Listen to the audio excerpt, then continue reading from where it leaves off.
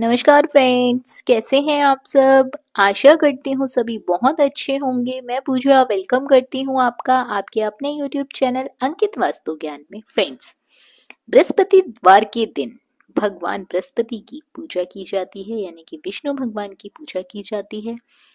बृहस्पति देवता को धन, बुद्धि और शिक्षा का देवता भी कहा जाता है। बृहस्पति देव की पूजा करने से सारी मनोकामनाएं पूर्ण होती हैं और परिवार में सुख शांति बनी रहती है। शीघ्र विवाह के लिए भी ये व्रत काफी उत्तम माना जाता है। फ्रेंड्स, मैं आपको आज गुरुवार व्रत की कथा सुनाने जा रही हूँ। इस कथा का श्रवण करने से भी हमें पुण्य फलों की प्राप्ति होती है, और यदि आपने व्रत किया है और आप कथा नहीं सुनते हैं तो आपका व्रत अधूरा माना जाता है। व्रत करने के बाद कथा जरूर सुननी चाहिए, और यदि कोई व्यक्ति व्रत नहीं रखता है और वो गुरुवार की कथा सुनता है तो उसे भी पुण्य फलों की प्राप्ति होती है, साथ ही उसको बृहस्पति देवता की कृपा मिलती है, उनका आशीर्वाद मिलता है। तो चलिए फ्रेंड्स, कथा शुरू करते हैं। प्राचीन काल की बात है। किसी राज्य में एक बड़ा प्रतापी और दानी राजा राज करता था। वह प्रत्येक गुरुवार को, यानी कि हर वीरवार को, हर गुरुवार को और गरीबों को दान करवाता था। इससे उसको पुण्य की प्राप्ति होती थी। परंतु यह बात उसकी रानी को बिल्कुल भी अच्छी नहीं लगती थी। वह ना तो व्रत करती थी और ना ही किसी को एक पैसा भी दान में देती थी, और राजा को भी ऐसा करने से मना करती थी। एक समय की बात है, राजा शिकार खेलने के लिए जंगल में चले गए। घर पर रानी और दासी ही थे। उसी समय गुरु बृहस्पति देव साधु का रूप धारण कर दरवाजे के सामने भिक्षा मांगने आए। साधु ने जब रानी से भिक्षा मांगी तो वे कहने लगे, हे साधु महाराज, मैं इस दान और पुण्य से तंग आ गई हूँ। आप कोई ऐसा उपाय बताएं जिससे कि सारा धन नष्ट हो जाए और मैं आराम से रह सकूं। बृहस्पति देवता ने कहा, हे देवी, तुम बड़ी विचित्र हो। संतान और धन से कोई दुखी होता है भला? अगर अधिक धन है तो आप इसे शुभ कार्यों में लगाओ, कुंवारी कन्याओं का विवाह करवाओ, विद्यालय बनवाओ, बाग बगीचों का निर्माण करवाओ, जिससे कि तुम्हारे दोनों लोग सुधर जाएं। परंतु साधु की इन बातों से रानी को खुशी नहीं हुई। उसने कहा कि मुझे ऐसे धन की आवश्यकता नहीं है जिसे मैं दान दूं और जिसे संभालने में मेरा सारा समय नष्ट हो जाए। ऐसा धन मुझे बिल्कुल नहीं चाहिए। तब साधु ने कहा कि यदि तुम्हारी ऐसी ही इच्छा है तो मैं जैसा तुम्हें बताता हूँ तुम वैसा ही करना। गुरुवार के दिन तुम घर को गोबर से लीपना, अपने केशों को यानी कि अपने बालों को पीली मिट्टी से धोना, बालों को धोते समय स्नान करना, राजा से हजामत बनवाने को कहना, यानी कि शेविंग करवाने को कहना, भोजन में मांस मदिरा खाना, कपड़ा धोबी के यहाँ धुलने डाल देना। इस प्रकार 7 बृहस्पतिवार को यदि तुम ऐसा करती हो तो तुम्हारा सारा धन नष्ट हो जाएगा। इतना कहकर साधु रूपी बृहस्पति देव अंतर्ध्यान हो गए। साधु के अनुसार कही बातों को पूरा करते हुए रानी को केवल 3 बृहस्पतिवार ही बीते थे कि उसकी समस्त धन संपत्ति नष्ट हो गई। भोजन के लिए राजा का परिवार तरसने लगा। तब एक दिन राजा ने रानी से बोला कि हे रानी, तुम यहीं रहो, मैं दूसरे देश को जाता हूँ, क्योंकि यहाँ पर मुझे सभी लोग जानते हैं, इसलिए मैं कोई छोटा मोटा कार्य यहाँ पर नहीं कर सकता हूँ। ऐसा कहकर राजा परदेश चला गया। वहां वह जंगल से लकड़ियां काट कर लाता और शहर में बेचता।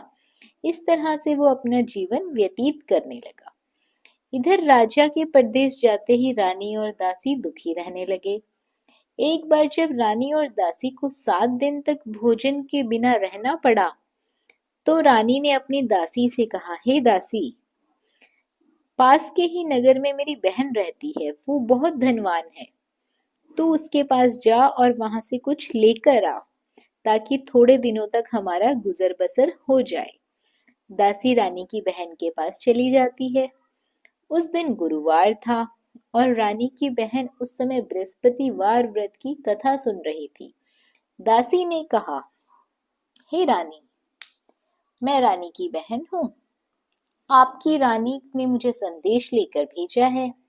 लेकिन रानी की बड़ी बहन ने कोई उत्तर नहीं दिया।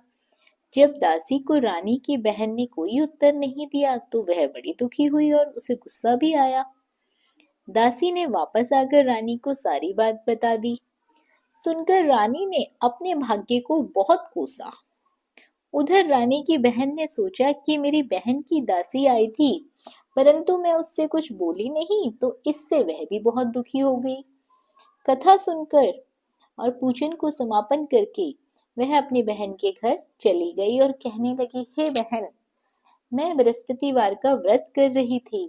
तुम्हारी दासी मेरे घर आई थी, परंतु जब तक कथा होती है तब तक न तो बीच में उठते हैं ना ही बोलते हैं, इसलिए मैं बोली नहीं। कहो दासी, क्यों गई थी? रानी बोली, बहन, तुमसे क्या छिपाऊं? हमारे घर में खाने तक को अनाज नहीं था। ऐसा कहते कहते रानी की आंखें भर गई। उसने दासी समेत पिछले 7 दिनों से भूखे रहने तक की बात बताई।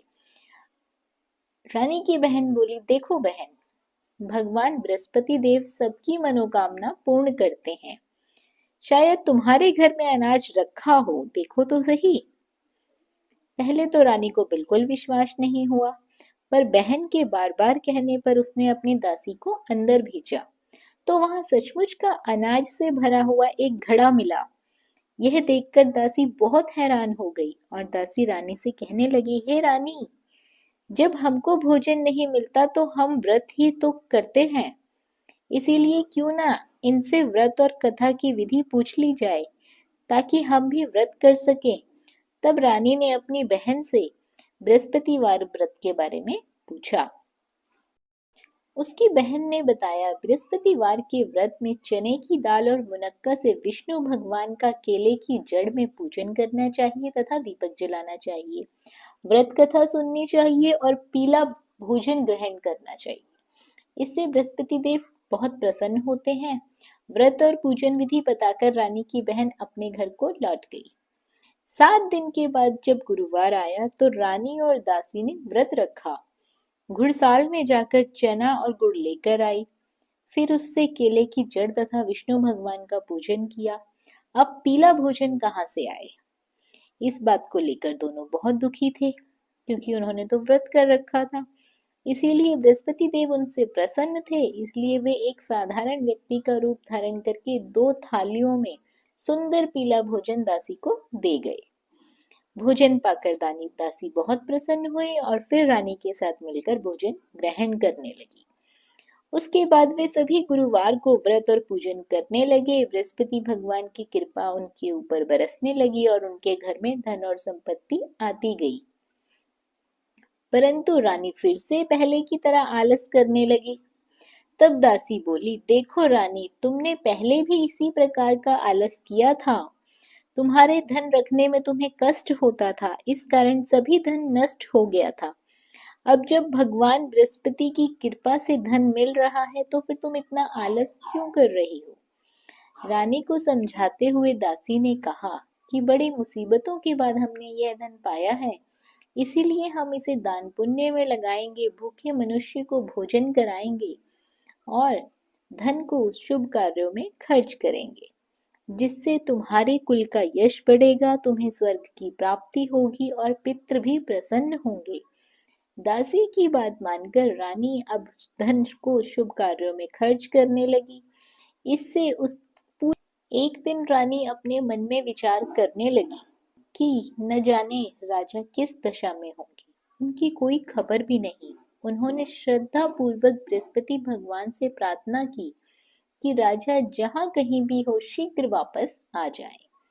उसी रात्रि बृहस्पति देव ने राजा को स्वप्न में दर्शन दिए और कहा, हे राजा, उठ, तेरी रानी तुझको याद करती है, अपने देश को लौट जा। राजा प्रातःकाल उठा और जंगल से लकड़ी काटने के लिए जंगल की ओर चल पड़ा। जंगल से गुजरते हुए उसने विचार किया कि रानी की गलती से उसे कितने दुख भोगने पड़े। राजपाट छोड़कर जंगल में आकर रहना पड़ा। जंगल से लकड़ी काटकर शहर में बेचकर गुजारा करना पड़ा और अपनी दशा को याद करके व्याकुल होने लगा। उसी समय राजा के पास बृहस्पति देव साधु के वेश में आकर बोले, हे लक्कड़हारे, तुम इस सुनसान जंगल में किस चिंता में बैठे हो, मुझे बताओ। यह सुनकर राजा के नेत्रों में आंसू भर आए। साधु की वंदना कर राजा ने अपनी संपूर्ण कहानी उसे सुना दी। महात्मा दयालु होते हैं। वे राजा से बोले, हे राजा, तुम्हारी पत्नी ने बृहस्पति देव के प्रति अपराध किया था, जिसके कारण तुम्हारी यह दशा हुई है। अब तुम चिंता मत करो, भगवान तुम्हें पहले से अधिक धन देंगे। देखो, तुम्हारी पत्नी ने बृहस्पतिवार का व्रत शुरू कर दिया है। अब तुम भी बृहस्पतिवार के व्रत में चने की दाल, गुड़ और मुनक्का से विष्णु भगवान का केले के वृक्ष में पूजन करना तथा दीपक जलाकर कथा सुनना। उस दिन एक ही समय भोजन करना, लेकिन भोजन में पीले पदार्थ को जरूर रखना। भगवान तुम्हारी सब कामनाओं को पूरा करेंगे। साधु की बात सुनकर राजा बोला, हे प्रभु, लकड़ी बेचकर तो इतना पैसा नहीं बचता जिसके उपरांत मैं भोजन कर सकूं। मैंने रात्रि में अपनी रानी को व्याकुल देखा है। मेरे पास कोई साधन नहीं जिससे उसका समाचार जान सकूं। फिर मैं कौन सी कहानी कहूं, मुझे यह भी मालूम नहीं है। साधु ने कहा, हे राजा, मन में बृहस्पति देव भगवान के पूजन व्रत का निश्चय कर लो। वे स्वयं तुम्हारे लिए कोई राह बना देंगे। बृहस्पतिवार के दिन तुम रोजाना की तरह लकड़ियां लेकर शहर में जाना। तुम्हें रोज से दुगना धन मिलेगा, जिससे तुम्हें भली भांति भोजन कर लोगे और बृहस्पति देव की पूजा का सामान भी आ जाएगा। राजा ने ऐसा ही किया और उसको मनवांछित फलों की प्राप्ति हुई। इस प्रकार जो भी यह कथा पढ़ता है, सुनता है, उसके मनोरथ सभी पूरे होते हैं और बृहस्पति देव की उस पर कृपा बनी रहती है। तो फ्रेंड्स, ये थी कथा बृहस्पति देव की। अंत में जय श्री हरि विष्णु, जय बृहस्पति देव जरूर लिखें कमेंट बॉक्स में। धन्यवाद।